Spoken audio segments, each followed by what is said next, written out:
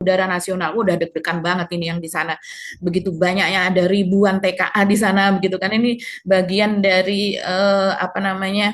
Pemulihan kedaulatan gitu. Latihan tersebut memperlihatkan mekanisme penanganan pesawat asing atau gelap atau black flight yang melanggar kedaulatan wilayah udara. Dan kita tahu soal pesawat asing atau black flight ini, Prabowo juga concern sekali terhadap hal ini. Dia pernah mengatakan, bahkan juga pernah diceritakan oleh orang dekatnya Prabowo sendiri, bahwa Prabowo ini akhirnya membeli sebuah bandara kecil gitu di dekat PT Kiami Kertas di Kalimantan, kalau tidak salah Mas Hersu, yang kemudian karena Kalimantan itu ada Utara itu, dekat.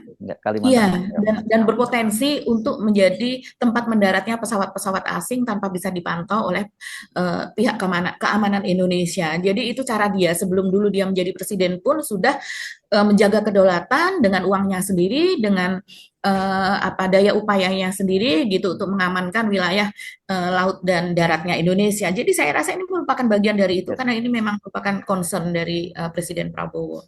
Jadi makin menarik ya, karena banyak orang bingung kemarin sebenarnya ini mana bandaranya, ini bandara Morowali atau bandara ini. Memang ada dua bandara di sana Betul. ya, di daerah Mhm. kecil itu, dan Mhm. kita bisa menduga yang disebut bahwa bandara yang tidak ada dalam apa, tidak ada aparatur negaranya di situ ya, bandara ini yang dimaksud gitu ya. Apalagi dan tentu saya kan mengejutkan kalau kemudian jumlah orang yang didaratkan di situ itu sampai 51.000 ya Mbak ya. Ya, betul. Bayangkan bandara khusus tapi bisa didarati oleh pesawat Airbus yang Hmm. kita biasa gunakan juga kalau kita berpergian. Ya. Isinya bisa di atas 150 orang sampai Hmm. 180 orang.